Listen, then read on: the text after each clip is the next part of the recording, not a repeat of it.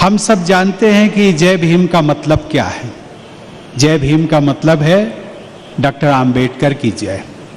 Doctor Ambedkar की जय का मतलब है उनकी विरासत और आदर्शों तथा उनके द्वारा देश को दिए गए संविधान, इन सब की जय। डॉक्टर आम्बेडकर के नेतृत्व में बना हमारा संविधान सभी देशवासियों को समानता का मूल अधिकार देता है। इस मूल अधिकार के कारण हर एक भारतवासी गरिमा में पूर्ण जीवन जी सकता है। इसी संविधान द्वारा दिया गया दूसरा बहुत ही महत्वपूर्ण अधिकार है प्रत्येक व्यक्ति को मिला हुआ मतदान का अधिकार, अर्थात वोट देने का अधिकार, जो कि हमारे लोकतंत्र का आधार है। देश के गरीब, पिछड़े और वंचित वर्गों के लिए इन दोनों अधिकारों का विशेष महत्व है। यही संविधान हमें शिक्षा का अधिकार भी देता है। नागरिकों को मिले सभी अधिकारों का समुचित उपयोग करने के लिए शिक्षा का होना बहुत जरूरी है। बाबा साहब के अनुसार मनुष्य के हर प्रकार के विकास के लिए शिक्षा एक आधारभूत जरूरत होती है। इसलिए उन्होंने इन वर्गों को जो नारा दिया था, जिसमें कहा गया था कि शिक्षित बनो, संगठित रहो और संघर्ष करो, उसमें भी हम सब देखते हैं कि बाबा साहब ने शिक्षा को ही प्राथमिकता दी थी। बाबा साहब के मुताबिक शिक्षा का अर्थ केवल किताबी ज्ञान तक ही सीमित नहीं होना था। उनका कहना था कि शिक्षा मनुष्य की प्रगति की कसौटी है।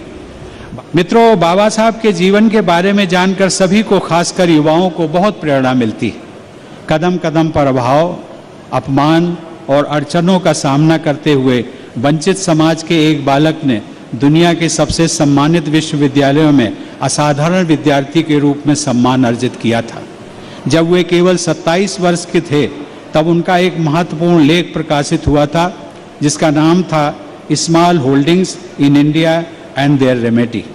उस लेख के द्वारा डॉक्टर आम्बेडकर एक अर्थशास्त्री के रूप में स्थापित हो गए थे। बाबा साहब के जीवन का एक और महत्वपूर्ण पहलू यह है कि उन्होंने अपने सार्वजनिक जीवन में सदैव अहिंसा और करुणा का मार्ग चुना। जिन मुद्दों पर बाबा साहब को आम जनता का हित दिखता था, उन मुद्दों को वो हमेशा अहिंसा के रास्ते पर चलकर आगे बढ़ाते रहे और अंततोगत्वा उन्हें सफलता भी मिली। देश की महिलाओं को संपत्ति में बराबरी का दर्जा दिलाने के लिए उन्होंने केंद्रीय मंत्रिमंडल से इस्तीफा तक दे दिया था। उन्होंने समाज के कमजोर वर्गों, अनुसूचित जाति, अनुसूचित जनजाति और पिछड़ों के कल्याण की बात की, लेकिन इस सब के लिए उनका रास्ता हमेशा अहिंसात्मक ही रहा।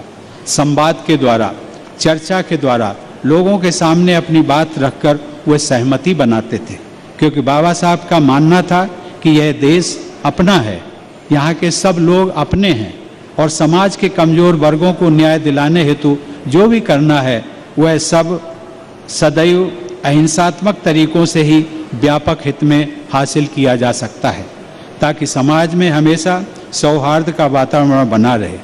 संविधान सभा में दिए गए अपने अंतिम भाषण में बाबा साहब ने कहा था कि अब हमारे पास विरोध व्यक्त करने के संवैधानिक तरीके मौजूद हैं, इसलिए हमें अराजकता से बचना चाहिए। देश की हर समस्या के बारे में, चाहे वह समस्या समाज के किसी भी वर्ग से संबंधित हो, उन सभी विचारों में वे सदैव महात्मा गौतम बुद्ध के उपदेशों का, विशेष रूप से अहिंसा एवं करुणा का अक्षरशः पालन करते रहे।